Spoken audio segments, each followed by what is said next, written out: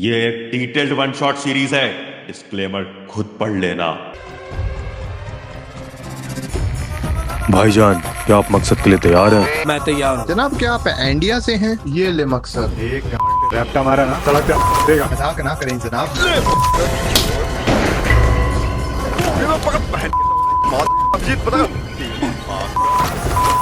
ये है मकसद 100 मार्क्स का। सो हाय गाइस, क्या हाल चाल। तो मकसद सीरीज में आप लोग का स्वागत है। आज हम लोग कंप्लीट करने वाले हैं यूनिट नंबर 5, जिसका नाम है sports and nutrition. Physical education की काफी इंपॉर्टेंट यूनिट होने वाली है। इसके अंदर काफी सारे फैक्चुअल डेटा है जिसे तुम्हें याद करना पड़ेगा, तो मैं पहले ही आपको क्लियर कर दे रहा हूँ। इसलिए कोशिश करिएगा कि इस वीडियो को एटलीस्ट 2 बार तो देख ही लीजिएगा, सो दैट चीजें अच्छे से दिमाग के अंदर आप लोग के सेट हो पाए। बाकी जो भी चीजें हम लोग पढ़ने वाले हैं वो न्यू सिलेबस के अकॉर्डिंग रहेगी, क्लास 12 के पॉइंट ऑफ व्यू से रहने वाली है। अब बात कर लेते हैं कंटेंट क्या रहेगा। तो न्यू सिलेबस के अकॉर्डिंग जो भी आप लोग का कंटेंट आया है सीबीएसई की तरफ से, वो पूरा का पूरा हम लोग पढ़ने वाले हैं। बाय द वे, वीडियो में आगे बढ़ने से पहले मैं आप लोगों को बताना चाहता हूं, अगर आपने अभी तक मेरी one of the best book purchase नहीं करे हो तो कर लीजिए, क्योंकि फिजिकल एजुकेशन के लिए बहुत हेल्प करेगी। इसके अंदर आप लोगों को मिलते हैं chapter wise, topic wise solve paper 2016 से लेकर 25 तक के सारे प्रीवियस ईयर के questions, including competency questions with MCQ, assertion, reasoning, case study के फॉर्म में। न्यू सिलेबस के अकॉर्डिंग है, mind maps, keyword, answer tips, सब कुछ आप लोग को इसके अंदर मिल रहा है। वन ऑफ द बेस्ट आप लोग के लिए बुक रहेगी फॉर फिजिकल एजुकेशन। वीडियो देखने के बाद इसके साथ तगड़ी रिवीजन करिए, बहुत अच्छे नंबर आप लोग स्कोर कर पाएंगे। अभी चल रहा है डिस्काउंट लिंक मैं डिस्क्रिप्शन में दे दूंगा। Amazon के थ्रू ऑर्डर करें, फास्टेस्ट डिलीवरी के थ्रू आपके घर आ जाएगी, और इसके साथ आप लोग अपनी one of the best preparation आज से स्टार्ट करें। तो चलिए भाई, वीडियो में आगे बढ़ने से पहले थोड़ा सा इंट्रो पोर्शन को समझ लेते हैं। इंट्रो पोर्शन में भी आगे बढ़ने से पहले चैप्टर का नाम क्या है? Sports and nutrition. मतलब ये पूरा चैप्टर फूड के अराउंड ही घूमता रहेगा कि क्या खाना चाहिए, क्या नहीं खाना चाहिए, किससे क्या बेनिफिट होता है, और कैसे एथलीट अपनी परफॉर्मेंस एनहांस कर सकते हैं फूड के दम पे। तो इन सब चीजों के बारे में हम लोग जानेंगे। बट आखिर फूड होता क्या है? तो फूड बेसिकली बेसिक नीड होता है एक ह्यूमन बीइंग का। अगर इंसान फूड कंज्यूम नहीं करेगा तो वो मर जाएगा। लेकिन सिर्फ जिंदा रहने के लिए हम लोग खाना नहीं खाते, हमारी बॉडी को डेवलप करने के लिए भी, हमारी माइंड को बेटर करने के लिए भी, हमारी बॉडी के पोस्चर को एनहांस करने के लिए भी हम लोग खाना खा रहे हैं। अब फूड क्यों इंपॉर्टेंट है भाई? आपकी ग्रोथ के लिए, आपकी बॉडी के, आपको एनर्जी प्रोवाइड करने के लिए, आपकी हेल्दी लाइफस्टाइल बनाने के लिए फूड काफी ज्यादा इंपॉर्टेंट रोल प्ले करता है। बट ऐसा नहीं है कि कुछ भी खा लोगे तो आपकी हेल्थ अच्छी हो जाएगी, कुछ भी खा लोगे तो सिर्फ जिंदा रहोगे, हेल्दी रहोगे नहीं रहोगे, ये तो बात की बात है। तो इसलिए कहा जाता है कि हम लोग को ना फूड का नॉलेज सही तरीके से होना जरूरी है, अगर आप लोग को अपने आप को और ज्यादा बेहतर बनाना है तो उसी चीज को हम लोग क्या कहते हैं? The knowledge about the food is called as nutrition science. By the way, video में आगे बढ़ने से पहले एक बार बैलेंस डाइट के बारे में समझ लेते हैं कि आखिर बैलेंस डाइट होती क्या है। तो बैलेंस डाइट एक ऐसे टाइप की डाइट होती है जिसके अंदर सारे फूड ग्रुप्स प्रेजेंट हो, और वो भी राइट अमाउंट में प्रेजेंट हो, उसे हम लोग कहते हैं बैलेंस डाइट। अब आप कहोगे भैया ये जो फूड ग्रुप्स है, सारे फूड ग्रुप्स जो प्रेजेंट हो एक राइट अमाउंट में आपकी डाइट के अंदर, उसे ही बैलेंस डाइट कहेंगे। तो ये फूड ग्रुप्स है कौन से? तो बैलेंस डाइट एक ऐसे टाइप की डाइट होती है दोस्तों जिसके अंदर सारे फूड ग्रुप्स प्रेजेंट होने चाहिए। कौन कौन से? Protein, carbohydrate, fat, vitamin, mineral और वाटर। अगर ये करेक्ट प्रोपोर्शन में आपकी डाइट के अंदर मिल रहे हैं तो उसे हम लोग कहेंगे बैलेंस डाइट। इसमें से अगर किसी भी न्यूट्रिएंट की कमी हुई तो वो बैलेंस डाइट नहीं कहलाएगी। तो जो आप रोजमर्रा में खाना खाते हो वो एक बैलेंस डाइट नहीं है दोस्तों, वो है जिंदा रहने वाली डाइट। अब फूड के मेजर 3 फंक्शन क्या होते हैं भाई? तो सीधी बात है, आपकी बॉडी को बिल्ड करने में काम करता है, आपको एनर्जी प्रोवाइड करता है, और आपको प्रोटेक्ट करता है डिफरेंट टाइप की डिसीजेस से। अगर आपको ये तीनों फंक्शन अपनी बॉडी के अंदर अकम्प्लिश करना है तो वो कैसे हो सकते हैं? प्रॉपर बैलेंस डाइट के थ्रू। एक सेकंड, कंफ्यूजन हो रहा है थोड़ा कि फूड एक वर्ड यूज अलग कर रहा हूं, न्यूट्रिशन एक वर्ड अलग यूज कर रहा हूं। तो एक बार अच्छे से समझ लेते हैं कि फूड क्या होता है और न्यूट्रिशन क्या होता है। फूड का मोटा मोटी मतलब ये हुआ कि जिंदा रहने के लिए जो मिले आपने खा लिए, वो आपका फूड है, लेकिन न्यूट्रिशन ये नहीं है। तो चलिए जानते हैं आखिर न्यूट्रिशन है क्या।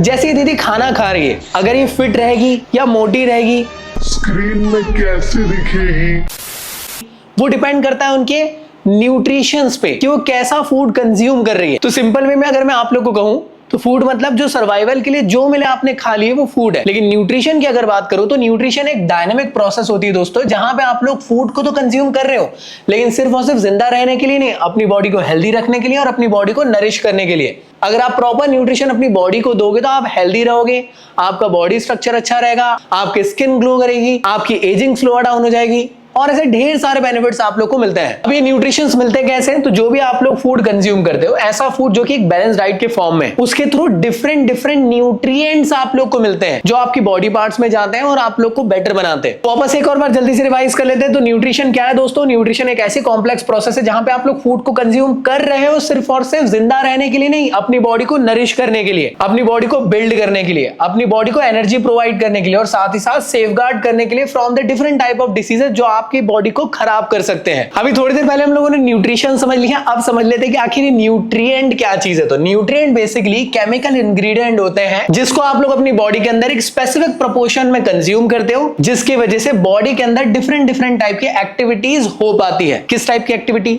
आपकी मसल बिल्डिंग, आपको एनर्जी प्रोवाइड करना, आपकी बॉडी को प्रोटेक्ट करके रखना, आपकी बॉडी के टेम्परेचर को रेगुलेट करना, इस तरीके का काम न्यूट्रिएंट्स करते हैं। तो न्यूट्रिएंट्स भी बेसिकली ना डिफरेंट टाइप के होते हैं जिनका डिफरेंट काम होता है। और ये न्यूट्रिएंट कैसे आपकी बॉडी तक रीच करते हैं? भाई सीधी बात है, खाना खा के। जैसे मैंने आप लोग को कहा कि न्यूट्रिएंट बेसिकली दो टाइप से आप लोग को देखने को मिल रहे हैं। कौन कौन से टाइप है भाई? तो दो टाइप जो है वो है मैक्रो न्यूट्रिएंट और दूसरा होता है माइक्रो न्यूट्रिएंट। तो जब भी आप लोग खाना खाते हो या एक बैलेंस डाइट कंज्यूम करते हुए नॉर्मल अगर आप चिप्स का पैकेट भी कंज्यूम कर रहे हो, तो उन सब के अंदर जो लार्ज अमाउंट में पहले से न्यूट्रिएंट्स प्रेजेंट होते हैं उसे हम लोग कहते हैं मैक्रो न्यूट्रिएंट, और जो स्मॉल अमाउंट में आपके किसी भी फूड के अंदर न्यूट्रिएंट्स देखने को मिलते हैं उसे हम लोग कहते हैं माइक्रो न्यूट्रिएंट। अब आप कहोगे भैया एक सेकंड, आप कह रहे हो कि लार्ज अमाउंट में पहले से प्रेजेंट है, तो अगर हम लोग इसको लार्ज अमाउंट में कंज्यूम कर ले, ऐसा नहीं होता है। अगर आप एक ककड़ी भी खा रहे हो ना दोस्तों, तो उसके अंदर मैक्रो न्यूट्रिएंट लार्ज अमाउंट में ही रहेंगे as compared to micro nutrient के। अब ये मैक्रो न्यूट्रिएंट के भी टाइप्स होते हैं क्या? जी हाँ। तो मैक्रो न्यूट्रिएंट के अंदर आता है प्रोटीन, कार्बोहाइड्रेट, फैट और हाल ही में वाटर को भी इंक्लूड कर दिया गया है मैक्रो न्यूट्रिएंट के अंदर। दूसरा होता है माइक्रो न्यूट्रिएंट जिसके अंदर आता है विटामिन और मिनरल्स। तो इन सबको हमको जानना है और साथ में एक चीज याद रखना, सभी के मेजर फंक्शंस आपको याद होने चाहिए। देखो प्रोटीन के बहुत सारे फंक्शंस होते हैं बॉडी में, लेकिन एक मेजर फंक्शन हर एक का होता है। तो वैसे protein, carbohydrate, fat, water, vitamin, mineral, इन सबके मेजर फंक्शन याद रखना। बाकी अगर सेकेंडरी फंक्शन थोड़े बहुत याद रख सकते हो तो रख लेना, बाकी मेजर फंक्शन तो याद होने ही चाहिए। तो सबसे पहले समझ लेते हैं कि भाई आपकी बच्चा बाबू जो खाना खा रही है, मोमोज खा रही है, तो उसके अंदर आपको मैक्रो न्यूट्रिएंट देखने को मिलेंगे जो लार्ज अमाउंट में प्रेजेंट होंगे। तो major part of the food कौन होता है? मैक्रो न्यूट्रिएंट होता है। तो ये करता क्या है? आपकी बॉडी को बिल्ड करने का काम करेगा, एनर्जी प्रोवाइड करेगा, बॉडी को प्रोटेक्ट करेगा, बॉडी के टेम्परेचर को रेगुलेट करेगा। तो ये सभी काम ये करते हैं। तो एक एक करके इनको समझ लेते हैं। तो सबसे पहले होता है कार्ब्स, जो आपकी बेबी बोलती होंगी कि यार बेबी आप ना पोटैटो मत खाया करो क्योंकि मुझे आप पोटैटो की तरह दिख रहे हो। क्या एक्टिंग कर रहा है? तो उसमें पोटैटो की गलती नहीं है दोस्तों, गलती है आप लोग के जंक फूड की। तो उसको अगर आप लोग सही कर लोगे तो बेबी को आप लोग पोटैटो नहीं दिखोगे, और बेबी को कहना खुद खा ले भाई। क्या एक्टिंग कर रहा है? तो सबसे पहला होता है कार्ब्स। कार्ब्स का मतलब देखो जैसे पिंटू लेकिन नाम पंकज है, तो वैसे इसका नाम कार्बोहाइड्रेट है लेकिन इसका निकनेम कार्ब्स है। तो कार्ब्स या कार्बोहाइड्रेट का मेन काम क्या है दोस्तों? मेन काम तो याद ही होना चाहिए, मेन काम है बॉडी को एनर्जी प्रोवाइड करना। मैं ये कह सकता हूं ये एनर्जी प्रोवाइड करता है, मतलब क्या?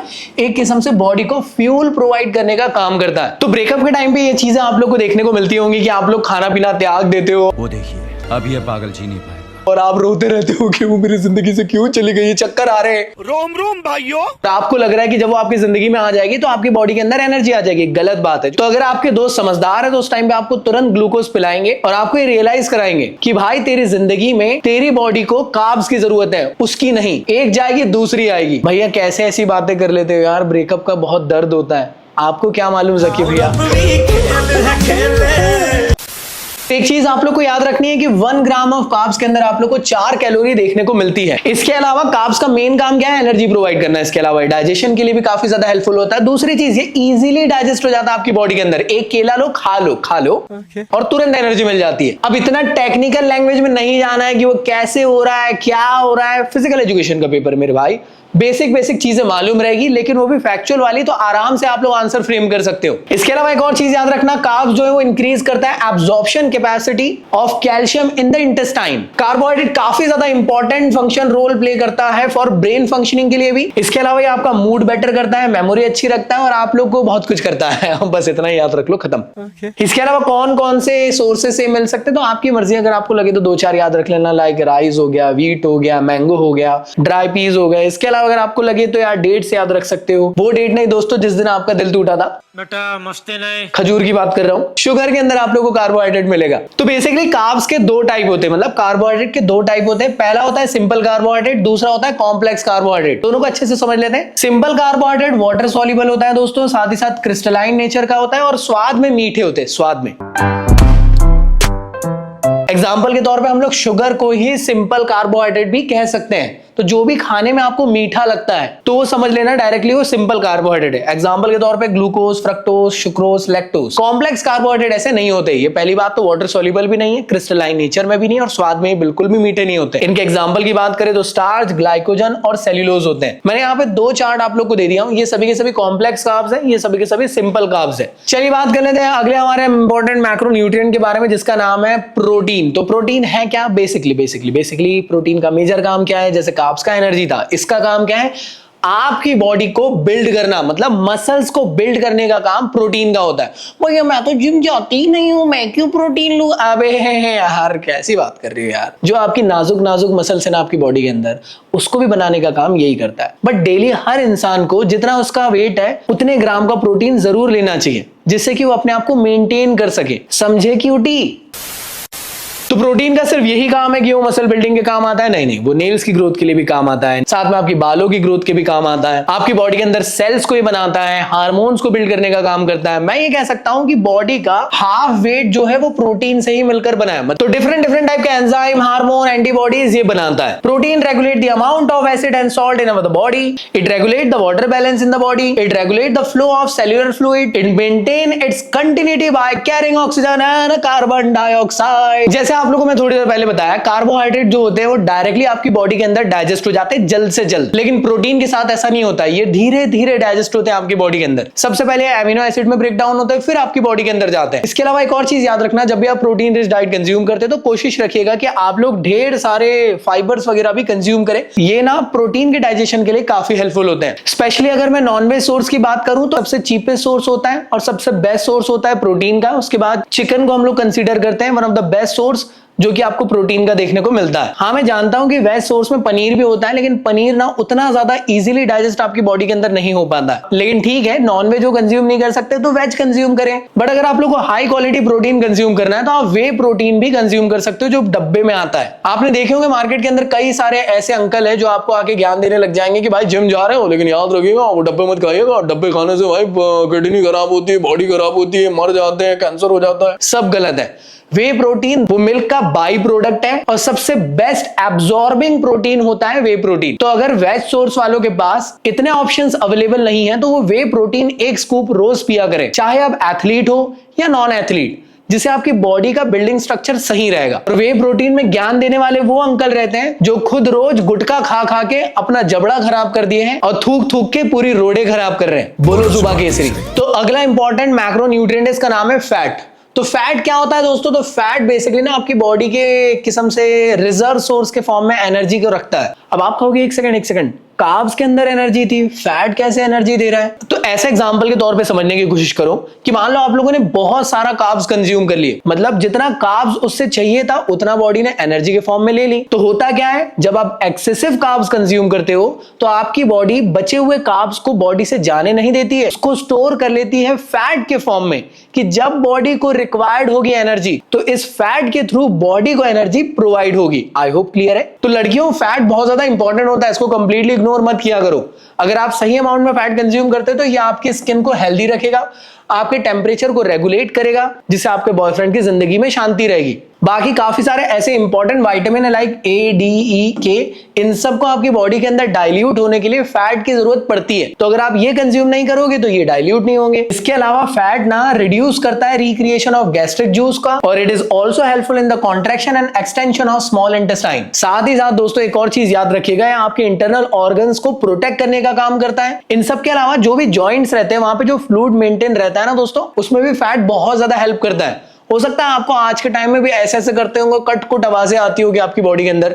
इसका मतलब है कि बॉडी मांग रही है कि फैट लाइए भाई, वो भी हेल्दी फैट, क्योंकि फ्लूइड की कमी हो चुकी है आपकी बॉडी के अंदर। इसके अलावा लड़कों याद रखिएगा, काफी सारे ऐसे इंपॉर्टेंट हार्मोन्स हैं आपके लिए, उसकी प्रोडक्शन के लिए फैट बहुत ज्यादा इंपॉर्टेंट होता है। तो फैट बेसिकली दो टाइप के होते हैं, सैचुरेटेड फैट और दूसरा होता है अनसैचुरेटेड फैट। मोटा मोटी समझो, सैचुरेटेड फैट आपकी बॉडी के अंदर कोलेस्ट्रॉल के लेवल को बढ़ाने का काम करता है और जो अनसैचुरेटेड फैट है ये लोअर डाउन या मैं कह सकता हूं नॉर्मलाइज करने का काम करता है। लेकिन दोनों ही बॉडी के लिए इंपॉर्टेंट है एक सफिशिएंट अमाउंट में। लेकिन होता क्या है ना, मार्केट के अंदर जितने भी पैकेट फूड मिल रहे हैं, समोसे तले जा रहे हैं एकदम इंजन ऑयल टाइप के खाने वाले ऑयल में। अब ऐसा घटिया ऑयल में अगर खाओगे, इसका मतलब ये कि उसके अंदर हाई अमाउंट में सैचुरेटेड फैट रहता है। उसका तला भुजा खाओगे टेस्टी तो लगेगा, लेकिन होगा क्या कि उसके जाने से तो आपको दिल को दौरा नहीं पड़ा, लेकिन हाई सैचुरेटेड फैट की वजह से आपको हार्ट स्ट्रोक आ सकता है, कोलेस्ट्रॉल बढ़ सकता है। तो इसलिए सफिशिएंट अमाउंट में कंज्यूम करो, सभी चीजें इंपॉर्टेंट है। इसलिए तो कहा जाता है बैलेंस डाइट के अंदर हर एक मैक्रोन्यूट्रिएंट प्रॉपर प्रोपोर्शन में होना जरूरी है। अगला इंपॉर्टेंट मैक्रोन्यूट्रिएंट होता है लास्ट, जिसको हम लोग कहते हैं वाटर, जिसको हम लोग लार्ज अमाउंट में कंज्यूम करते हैं। लगभग 4 से 5 लीटर पानी रोज पीना चाहिए अगर आपको एक हेल्दी स्किन चाहिए।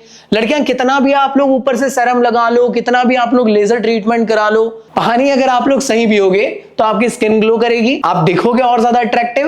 तो वाटर बना काय से भाई, ये तो मतलब सदमा लग जाएगा काय से बना है, तो बच्चे जानते। वाटर करता क्या है, आपकी बॉडी के अंदर जितने भी न्यूट्रिएंट्स हैं उनको एक एक पार्ट तक के पहुंचाने का काम करता है, कि जिस न्यूट्रिएंट को जहां जरूरत पड़ रही है वहां तक के पहुंचाने का काम वाटर करता है। वाटर एक्चुअल में आपके पॉटी को बाहर निकालने के लिए काफी ज्यादा इंपॉर्टेंट है। पानी नहीं पियोगे तो प्रेशर लगाना पड़ेगा। इसके अलावा ये आपके बॉडी के टेम्परेचर को रेगुलेट करता है, और जितनी भी डिफरेंट टाइप की केमिकल रिएक्शन आपकी बॉडी के अंदर होती है उन सब में पानी का बहुत ज्यादा इंपॉर्टेंट रोल प्ले करता है। तो चलो अगली बात करते हैं हम माइक्रोन्यूट्रिएंट की, जिसको हम लोग स्मॉल अमाउंट में कंज्यूम करते हैं। और जितने भी मैक्रोन्यूट्रिएंट्स हैं उन सब के लिए माइक्रोन्यूट्रिएंट की इंपॉर्टेंस बहुत ज्यादा है, क्योंकि ये सपोर्टिंग आर्टिस्ट की तरह उन लोगों के लिए एक्ट करते हैं। तो चलिए एक एक करके समझ लेते हैं। सबसे पहले समझते हैं मिनरल्स के बारे में। तो मिनरल्स का मेजर काम क्या है, आपकी बॉडी के अंदर जो डे टू डे फंक्शनिंग होती है उसके लिए सबसे ज्यादा इंपॉर्टेंट एलिमेंट्स इसके अंदर प्रेजेंट होते हैं। मतलब मिनरल के अंदर डिफरेंट एलिमेंट्स है। जी हाँ, बेसिकली जो मिनरल होते हैं दोस्तों, और टोटल मिनरल्स के अंदर 3/4 कैल्शियम और फास्फोरस होते हैं, और रिमेनिंग 1/4 अदर मिनरल्स आप लोग की बॉडी के अंदर पाए जाते हैं। अब जान लेते हैं कि मिनरल कितने टाइप के होते हैं। तो मेनली 2 टाइप के होते हैं। पहले होता है मैक्रो मिनरल, दूसरा होता है माइक्रो मिनरल, जिसको ट्रांस मिनरल्स के नाम से भी जानते हैं। तो मैक्रो मिनरल के अंदर कौन कौन आता है, calcium, potassium, sodium, magnesium, phosphorus, ये सभी के सभी मैक्रो मिनरल है। माइक्रो मिनरल के अंदर आते हैं iodine, iron, chromium, copper, cobalt. क्या भैया ये एग्जाम में पूछा जाता है कौन किसके अंदर आता है? जी हाँ, तो इसलिए अच्छे से याद करिएगा कौन किसके अंदर आता है। वैसे सारी चीजें नोट्स में भी आप लोग को गिवन है, डिस्क्रिप्शन में आप लोग को नोट्स के लिंक दे दिया हूं, सबको आप लोग डाउनलोड कर लेना। तो वही चीज मैं आपको समझा रहा हूं। मिनरल बेसिकली 2 टाइप के होते हैं, मैक्रो और मिनरल क्या बोल रहा हूं, एक सेकंड, मैक्रो मिनरल और माइक्रो मिनरल। भैया ये क्यूट बनने की नकली एक्टिंग क्यों? अरे यार सच में यार जबान लड़खड़ा गई थी। तो माइक्रो मिनरल के अंदर आते हैं, अभी आपको पता है कौन कौन आते हैं, और मैक्रो के अंदर कौन कौन आते हैं। इसका स्क्रीनशॉट लगे तो ले लो। तो नेक्स्ट देख लेते हैं विटामिन को, जिसका नाम मतलब ये भी एक काफी इंपॉर्टेंट, क्या बोल रहा हूँ यार मैं, क्या बोल क्या रहा हूँ, क्यों बोल रहा हूँ, मतलब मैं क्यों कर रहा हूं ऐसा। अबे जल्दी बोल, कल सुबह पनवेल निकलना। ये करता क्या है, ये आपकी बॉडी को हेल्दी रखने का काम करता है, यह आपकी बॉडी को डिफरेंट टाइप की डिसीजेस से बचाने का काम करता है विटामिन। तो विटामिन के 2 टाइप होते हैं दोस्तों, एक होता है फैट सॉल्युबल विटामिन, दूसरा होता है वाटर सॉल्युबल विटामिन। मतलब ये फैट के थ्रू ही आपकी बॉडी के अंदर सॉल्युबल होगा और ये वाटर के थ्रू होगा। फैट के थ्रू कौन कौन होता है, A, D, E, K। Water के अंदर कौन कौन होता है, B और विटामिन C। भैया याद करने में दिक्कतें आ रही है कि कैसे समझे। तो मेजर जितने भी विटामिन है वो कौन कौन से, A, B, C, D, E, K। लेकिन अगर आप लोग किसी को सड़क चलते BC बोल दोगे तो वो क्या हो जाएगा, शर्म के मारे पानी पानी हो जाएगा। इसका मतलब ये हुआ कि BC मतलब वाटर सॉल्युबल, और बचे रेड वाले फैट सॉल्युबल। शाबाश बेटा, बहुत बढ़िया। अब एग्जामिनेशन में मिनरल के अंदर क्या फंक्शनिंग होती है वो पूछी जाती है, और विटामिन के नाम मैक्सिमम टाइम पूछे जाते हैं। तो हर एक के नाम याद रखना है, डिफरेंट टाइप के विटामिन के और मिनरल के मेजर फंक्शनिंग। तो चलिए एक बार समझ लेते हैं विटामिन के चार्ट के बारे में। तो बेसिकली मैं यहाँ पे हल्का फुल्का फंक्शनिंग समझा दे रहा हूँ। लाइक विटामिन बेसिकली किस लिए है इंपॉर्टेंट है, ये आप लोग के हेल्थ विजन के लिए, स्किन के लिए, बोन्स के लिए, टीथ के लिए, रिप्रोडक्शन के लिए। विटामिन B1 की बात करी जाए तो ये एक्चुअल में फूड से एनर्जी बनाने में हेल्प करने का काम करता है। B2 की बात करी जाए तो लगभग एक जैसे ही काम है, साथ में आपके स्किन, हेयर और ब्रेन के लिए भी इंपॉर्टेंट है। B3 की बात करी जाए तो ये नर्वस सिस्टम को हेल्दी रखने का काम करता है। B6 की बात करी जाए, ये रेड ब्लड सेल बनाने का काम करता है, आपकी स्लीप को इंप्रूव करता है, एपेटाइट को सही करता है और मूड को एलिवेट करने का काम करता है। B7 की बात करी जाए दोस्तों, तो ये काफी ज्यादा इंपॉर्टेंट है फॉर हेयर। B9 की बात करी जाए तो ये डीएनए को सिंथेसिस करने का काम करता है, न्यू सेल के रिक्रिएशन के लिए हेल्पफुल होता है। B12 की बात करी जाए तो ये ब्रेक डाउन करता है फैटी एसिड और एमिनो एसिड्स को, इसलिए प्रोटीन के साथ साथ B12 भी कंज्यूम करना चाहिए और साथ में रेड ब्लड सेल भी बनाता है। विटामिन सी की बात करी जाए तो ये आपके इम्यून सिस्टम को स्ट्रांग रखता है, मैं कह सकता हूं एंटीऑक्सीडेंट की तरह बिहेव करता है। विटामिन डी जो है वो बोन और टीथ को स्ट्रेंथनिंग प्रोवाइड करने का काम करते हैं। विटामिन ई की बात करी जाए तो ये भी एंटीऑक्सीडेंट की तरह हेल्प करते हैं। विटामिन के एक्चुअल में आपकी बॉडी के अंदर ब्लड क्लॉटिंग के लिए काफी ज्यादा इंपॉर्टेंट होता है। कौन कौन से सोर्सेस अगर लगे तो एक बार पढ़ लो, बाकी पूछा नहीं जाता। पूछा ज्यादातर क्या जाता है, विटामिन के नाम और उनसे क्या हो रही है डेफिशिएंसी वो पूछी जाती है। बट फिर भी आप लोग की हेल्प कर देता हूं कि मेजर टाइम किसके नाम पूछे जाते हैं और किसकी डेफिशिएंसी एटलीस्ट याद रखनी है। तो मेजर को समझा देता हूं। लाइक विटामिन ए का नाम होता है रेटिनॉल, ये आपको एग्जामिनेशन में पूछा जाएगा इसका नाम, और उसकी डेफिशिएंसी नाइट ब्लाइंडनेस होती है, ये भी पूछा जाएगा। विटामिन B1 का नाम याद रखना है थायमिन, इसकी डेफिशिएंसी से बेरी होता है, ये याद रखना है। B2 का नाम रेबोफ्लेविन होता है और डेफिशिएंसी पूछी उतनी नहीं जाती है। B3 का नाम याद होना चाहिए नाइसिन, निएसिन और डेफिशिएंसी से पेलेग्रा होता है, ये भी याद रखना है। B5 का नाम याद रखना है तो रख लो, लेकिन डेफिशिएंसी उतनी ज्यादा पूछी नहीं जाती है। विटामिन B6 का नाम भले उतना इंपॉर्टेंट ना हो, लेकिन इसकी डेफिशिएंसी काफी इंपॉर्टेंट है, वो है एनीमिया। B7 का नाम इंपॉर्टेंट है, बायोटिन होता है और डेफिशिएंसी से डर्मेटाइटिस हो जाता है। B9 का नाम इंपॉर्टेंट है, फॉलिक एसिड, लेकिन इसकी डेफिशिएंसी उतनी ज्यादा इंपॉर्टेंट नहीं है। विटामिन B12 का नाम भले इंपॉर्टेंट ना हो, लेकिन डेफिशिएंसी आपको याद होनी चाहिए। विटामिन सी तो बहुत ही ज्यादा इंपॉर्टेंट है, स्टार मार्क कर लो, ये नहीं आया तो मतलब कि विटामिन समाज में मतलब नाक कटा दिया इसने। विटामिन सी का नाम होता है एस्कॉर्बिक एसिड, इसकी डेफिशिएंसी से स्कर्वी होता है। इसके अलावा डी, ई, इनके भले नाम ना पूछे जाए, लेकिन डी की डेफिशिएंसी रैकेट पूछी जा सकती है। ई की डेफिशिएंसी उतनी ज्यादा आपको ना आए ऐसा आपको देखने को मिलेगा। विटामिन के का उतना नाम इंपॉर्टेंट नहीं है, लेकिन इसकी डेफिशिएंसी आपको याद रखना है। भैया कुछ ही तो कम करायो, लेकिन जो कराया हूं उसको भले ही साइड रख दो, बाकी को तो याद करो। तो ये काफी इंपॉर्टेंट चार्ट है दोस्तों, इसका स्क्रीनशॉट ले लीजिए। तो दोस्तों अभी हम लोगों ने पढ़े मैक्रोन्यूट्रिएंट और माइक्रोन्यूट्रिएंट के कंप्लीट टाइप्स के बारे में, क्या क्या होते हैं उन सब के मेजर फंक्शन को जाने, उनके अंदर के टाइप्स को जाने। अब उसके रिगार्डिंग कुछ आपको एमसीक्यू लेकर आया हूं जो कि आपके प्रीवियस ईयर में आए हुए, इसको जल्दी से सॉल्व करें। इन सब के सॉल्यूशन आप लोग को मेरी बुक के अंदर मिल जाएंगे। इसके अलावा दोस्तों इस चैप्टर के रिगार्डिंग कुछ प्रीवियस ईयर के क्वेश्चंस लेकर आया हूं और हॉट क्वेश्चंस लेकर आया हूं जो एग्जामिनेशन में बन सकते हैं। इन सबको आपको प्रिपेयर करना है। ये सभी के सॉल्यूशन मैंने पेज नंबर के साथ आप लोग को बता दिया, मेरी बुक के अंदर मिल रहे हैं। तो अगर अभी तक ऑर्डर नहीं करे हो, जल्द से जल्द इसको ऑर्डर कर लें। डिस्क्रिप्शन में मैंने Amazon की डिस्काउंट लिंक दे दिया हूं दोस्तों, मार्केट से और ज्यादा सस्ते प्राइस में आप लोग को मेरी बुक मिल जाएंगी। Amazon के थ्रू 1 से 2 दिन के अंदर फास्ट डिलीवरी में आपके घर आ जाएगी। जाओ ऑर्डर करो और ये सारे क्वेश्चंस को लगाओ। तो चलिए बढ़ते हैं हमारे नेक्स्ट टॉपिक की तरफ, लेकिन आगे बढ़ने से पहले मैं आपको एक इंपॉर्टेंट बात बता देता हूं। तो इस चैप्टर के अंदर कुछ चीजें रिपीटेड है। जैसे अभी एक टॉपिक पढ़े हम लोगों ने टाइप ऑफ न्यूट्रिएंट, जिसके अंदर हम लोगों ने मैक्रो और माइक्रो न्यूट्रिएंट्स पढ़े। मैक्रो के अंदर पढ़े carbs, protein, fat, water. Micro के अंदर पढ़े मिनरल और विटामिन। सेम अब अगला टॉपिक स्टार्ट करने वाले हैं जिसका नाम है nutritive and non nutritive component of diet, जिसके अंदर न्यूट्रेटिव कंपोनेंट के अंदर आता है carbs, protein, fat, vitamin, mineral, और नॉन न्यूट्रेटिव के अंदर आते हैं water, fibre, colour compound, plant compound और भी चीजें देखेंगे। तो जो चीजें तुम लोगों ने मैक्रो के अंदर ये सारे टॉपिक और विटामिन, मिनरल पढ़ चुके हो, सेम यही चीजें आप यहां पे भी छाप के आ जाओगे, पूरे नंबर मिल जाएंगे। न्यूट्रेटिव मतलब जिसको कंज्यूम करके कोई न्यूट्रेटिव वैल्यू मिल रही है। तो मैक्रो और माइक्रो में वाटर को छोड़कर बाकी सारे के सारे न्यूट्रेटिव कंपोनेंट ऑफ डाइट होते हैं। तो अभी जो हम पढ़ने वाले हैं उसके अंदर न्यूट्रेटिव कंपोनेंट तो एक ऐसा कंपोनेंट है जिसको हम लोगों ने पहले ही पढ़ लिया यहाँ पे। तो एग्जामिनेशन में अगर फ्रेम करना रहे कि टाइप ऑफ मैक्रो या माइक्रो न्यूट्रिएंट्स बताओ, तो आप लोग वही चीजें यहाँ पे भी समझा सकते हो, और जब न्यूट्रेटिव कंपोनेंट पूछे तो ये सब समझा सकते हो वाटर को छोड़कर। आई होप समझ में आया। मैं ये समझा रहा हूं कि जो यहाँ प्रोटीन समझा रहे हो वो यहाँ पे भी प्रोटीन है, जो यहाँ कार्ब्स है वहां पे भी कार्ब्स है। तो बार बार रिपीट करके कोई मतलब नहीं। तो जो नई चीजें हैं बस उनको देख लेते हैं। तो सबसे पहले हम लोग देखने वाले हैं कि न्यूट्रेटिव कंपोनेंट ऑफ डाइट क्या होता है। न्यूट्रेटिव कंपोनेंट ऑफ डाइट का मतलब ये है कि जिनको कंज्यूम करके कोई ना कोई न्यूट्रेटिव वैल्यू मिल रही है आपको, कैलोरी या एनर्जी, इस तरीके से। 1 ग्राम ऑफ कार्ब्स के अंदर होते हैं 4 कैलोरी, 1 ग्राम ऑफ फैट के अंदर होती है 9 कैलोरी। बताना 1 ग्राम ऑफ प्रोटीन के अंदर कितनी कैलोरीज होती है, कमेंट बॉक्स में बताएं। तो वैसे ही जिसको भी कंज्यूम करके आपको न्यूट्रेटिव वैल्यू मिल रही है उन सबको कहते हैं न्यूट्रेटिव कंपोनेंट ऑफ डाइट। इसके अंदर कौन कौन आता है? कार्ब्स, प्रोटीन, फैट, विटामिन और मिनरल। तो इसलिए अगर उसको ना भी पढ़े तो भी चल जाएगा, यहाँ कुछ सोर्सेज दिए, अगर आपको लगता है तो पढ़ सकते हो।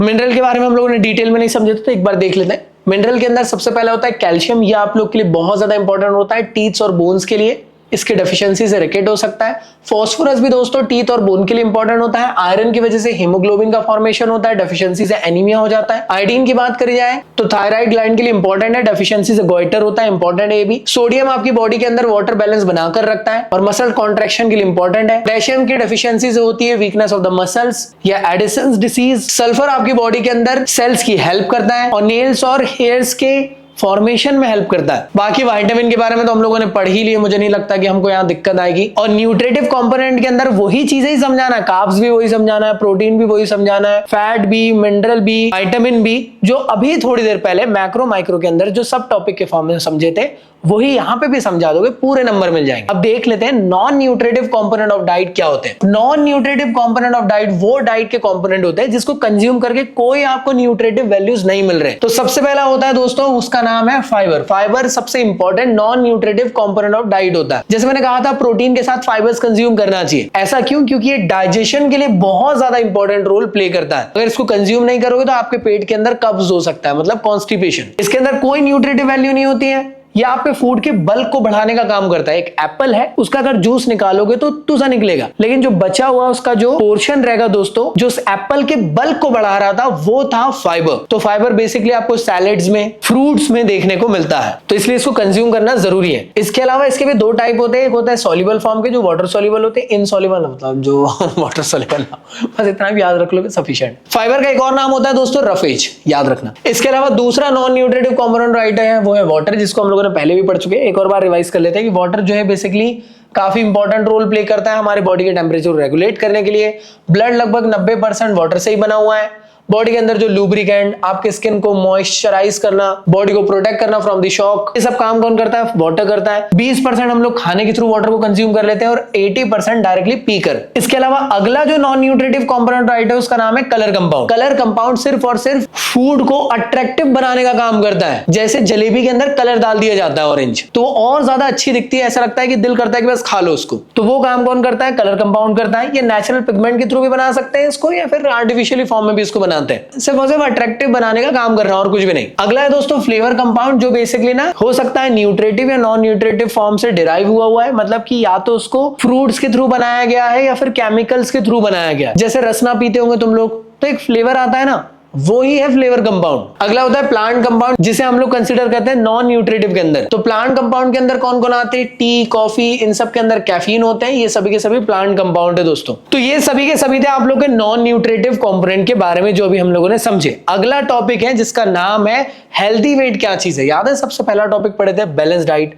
अगर आप एक बैलेंस डाइट कंज्यूम करते हो तो आपका हेल्दी वेट अचीव हो जाएगा। अब आप कहोगे कि भाई हेल्दी वेट क्या होता है? हेल्दी वेट मतलब खाते पीते घर के, वो नहीं, वो तो मोटे है। हेल्दी वेट मतलब आपकी बॉडी की हाइट के अकॉर्डिंग जो आपका one of the best weight category होनी चाहिए, जिसमें आपकी बॉडी बेइंतहा खूबसूरत दिखे, उसे हम लोग कहते हैं हेल्दी वेट। जहां पे आपकी बॉडी फिट रहेगी, बॉडी का पोस्चर अच्छा रहेगा और डिसीजेस से बचे रहोगे। अब चलिए समझ लेते हैं कि हेल्दी वेट मतलब क्या होता है। बीएमआई के अकॉर्डिंग, मतलब बॉडी मास इंडेक्स के अकॉर्डिंग, अगर आपका स्कोर आ रहा है 18.5 से लेकर 24.9 के बीच में, तो आप लोग हेल्दी वेट के अंदर आते हो। अगर आपको ये कैलकुलेट करना है तो ये बीएमआई का फॉर्मूला रहा। कमेंट बॉक्स में आप लोग को ये सॉल्व करके मुझे बताना है कि आप किसके अंदर लाए कर रहे हो। आपको वेट रखना है इन केजी, डिवाइड करना हाइट का स्क्वायर इन मीटर में। जो भी वैल्यू निकल के आती है अगर वो इसके बीच में लाए कर रही है मतलब आप हेल्दी वेट के अंदर हो। अगर 18.5 से कम आया मतलब अंडरवेट हो, 25 से लेकर 29.9 के बीच में आया तो आप ओवरवेट हो, और फिर 30 के अबव आया तो आप ओबेसिटी के शिकार हो चुके हो। तो कमेंट बॉक्स में आप सभी लोग बताएंगे आपका स्कोर क्या आया बीएमआई का। अगला टॉपिक है दोस्तों कैसे आप लोग अपने आप को यार हेल्दी बॉडी के फॉर्म में रख सकते हो। सीधी बात है, आप लोग को एक एप्रोप्रिएट गोल रखना पड़ेगा। सबसे पहले हो सकता है आपको वेट लॉस करना है, आपको वेट गेन करना है, आप लोग को अपनी कैलोरीज को कट करना है और एक एक्टिव लाइफस्टाइल जीने की कोशिश करना है, रेगुलर एक्सरसाइज करना है like gym, yoga, fatty food को अवॉइड करना है, स्पेशली जंक फूड और फास्ट फूड को। आपको बार बार जो इंटरमीडिएट मील्स आप लोग कंज्यूम करते थे उसको आप लोग को कंट्रोल करना है, और जो कैलोरी आप लोग कंज्यूम कर रहे हो उसके इंटेक को आप लोग को बैलेंस करना है और सही तरीके से उसको खर्च करना है। मतलब ये कि मान लो 1000 कैलोरी आप लोगों ने कंज्यूम करे और 1000 कैलोरी आप लोगों ने एक्सरसाइज करके बर्न आउट कर दिए। अगला टॉपिक है दोस्तों हमारा जिसका नाम है पिटफॉल ऑफ डाइटिंग। अब ये पिटफॉल ऑफ डाइटिंग क्या होता है? लड़कियों को ना ये करने में बड़ा मजा आता है। इसमें होता क्या है? पिटफॉल ऑफ डाइटिंग एक ऐसे टाइप का इवेंट होता है दोस्तों जहां पे कोई भी इंसान अपने कैलोरी इंटेक को कंप्लीटली रिस्ट्रिक्ट कर देता है। मैं ये कह सकता हूं स्टार्विंग करने लग जाता है कि यार मैं ना सुबह का खाना बंद कर दूंगी, रात का खाना बंद कर दूंगी तो क्या मैं फिट हो जाऊंगी? चाय पी लो भाई। अगर आप ऐसा करोगे तो आप कमजोर हो जाओगे, बीमार हो जाओगे, आपका मेटाबॉलिक रेट स्लोअर डाउन हो जाएगा और आप सीधे हॉस्पिटल में पड़े रहोगे। तो अगर आप लोग को दुबले होना है तो ऐसी हरकतें ना करें। इसे ही कहते हैं pitfall of dieting. Pitfall of dieting में ज्यादातर लोग करते क्या है? अपनी कैलोरी का रिडक्शन कर देते हैं, मील्स स्किप करना शुरू कर देते हैं। उन्हें ऐसा लगता है कि कुछ ऐसे स्पेसिफिक टाइप के मैक्रो न्यूट्रिएंट है लाइक कार्बोहाइड्रेट, फैट, अगर इनको कंज्यूम नहीं करेंगे तो हम दुबले हो जाएंगे। दुबले तो हो जाओगे लेकिन एकदम मरियल टाइप देखो। मरियल मतलब इन द सेंस कि लाइक आप कमजोर टाइप दिखोगे। आप दीपिका पादुकोण बनना चाहते हो, सिर्फ पादुकोण रह जाओगे। दीपिका बनना है तो एक्सरसाइज करके, बैलेंस डाइट कंज्यूम करके आप अपने बॉडी के वेट को लोअर डाउन करने की कोशिश करें कि सुबह का खाना बंद कर दूंगी, रात का खाना बंद कर दूंगी और मौत को दावत दे दूंगी। गजब बेइज्जती है। कई लोग ऐसे रहते हैं भारी केस, उनको ऐसा लगता है कि हम लोग जो कैलोरी कंज्यूम कर रहे हैं उसको हम बेवरेजेस के थ्रू कंज्यूम करने लग जाते हैं। और पिटफॉल ऑफ डाइटिंग के टाइम में कई लोग सोचते हैं सिर्फ खाना त्याग दो, एक्सरसाइज भले ही मत करो, इससे दुबले हो जाएंगे। दुबले तो हो जाओगे लेकिन कमजोर एकदम मौत मैयत टाइप दिखोगे। मैं नहीं चाहता तुम लोग ऐसे दिखो, मैं चाहता हूं कि तुम लोग एकदम हसीन दिखो। लायक है क्या काम करने दे। अगला टॉपिक है दोस्तों इसका नाम है फूड इंटॉलरेंस। फूड इंटॉलरेंस को कुछ इस तरीके से समझने की कोशिश करो। आप अपने बर्थडे पार्टी में गए थे, आपके दोस्त लोगों ने एकदम सरप्राइज रखे थे, बहुत बढ़िया केक लेकर आए, आपने बर्थडे केक काटे और अपने दोस्त को केक खिलाए। जैसे उसने खाया उसके पेट में कुछ गुड़मुड़ हुआ और उसने पूरा का पूरा केक आपके केक के ऊपर उल्टी के फॉर्म में कर दिया।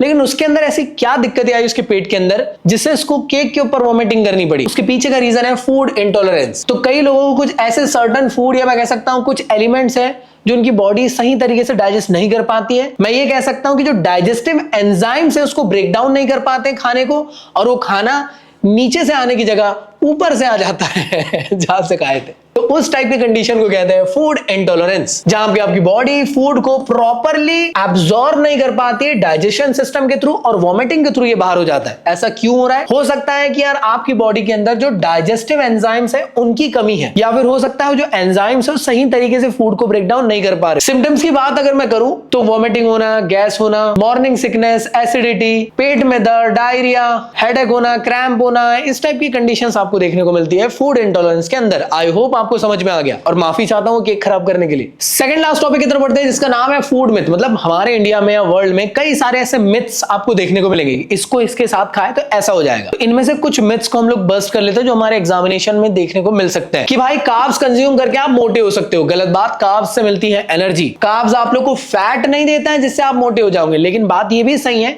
कि अगर आप एक्सेसिव अमाउंट मतलब क्या 2-2.5 किलो आलू आप लोगों ने एक एक मील में कंज्यूम कर लिए तो भाई सीधी बात है excessive amount of carbs convert कर देता है फैट के फॉर्म में, तब मोटे हो सकते हो। लेकिन अगर आप एक एप्रोप्रिएट अमाउंट में कार्ब्स को कंज्यूम कर रहे हो तो आप मोटे नहीं होंगे, ये चीज याद रखना। अगला है कि फ्राइड फूड जो ये हार्मफुल होते हैं, बहुत गलत धारणाएं हैं ये। अगर आप साफ सुथरा तेल, नया नवेला तेल यूज करते हो, कम तेल में फ्राई करते हो चीजों को, तो फिर आपको कोई दिक्कत नहीं होगा। अंडे जो है आपकी बॉडी के अंदर कोलेस्ट्रॉल के लेवल को बढ़ा देते हैं। कोलेस्ट्रॉल का लेवल कौन बढ़ाता है? Saturated fat. तो क्या अंडे के अंदर सैचुरेटेड फैट ज्यादा है या प्रोटीन ज्यादा है? भाई प्रोटीन प्रोवाइड करता है अंडा, ना कि सैचुरेटेड फैट। अब सीधी बात है बहुत ही ज्यादा खा रहे हो तो फिर दिक्कतें आ सकती, लेकिन सफिशिएंट अमाउंट में खाओगे जो आपकी बॉडी जिसको रिक्वायर्ड कर रही है। मान लो यार आपकी बॉडी को 5 अंडे या 6 अंडे चाहिए तो कोई दिक्कत नहीं है, वो आपकी बॉडी के अंदर कोलेस्ट्रॉल का लेवल नहीं बढ़ाएगा। एग के अंदर होता है हाई लेवल ऑफ प्रोटीन, खाया करो, संडे हो या मंडे रोज खाओ अंडे। लेकिन अगर आप वेज हो तो भाई खाओ पनीर। कई लोग कहते हैं कि पानी पीने की वजह से आपकी बॉडी के अंदर फैट आ जाता है, ऐसे लोगों को पकड़ो और कुछ पूछा मैंने कुछ। ऐसा इसलिए बोल रहा हूं क्योंकि पानी जो है वो non nutritive component of diet के अंदर आता है, जिससे न्यूट्रिटिव वैल्यू मिल ही नहीं रही है तो वो मोटा कैसे कर देगा।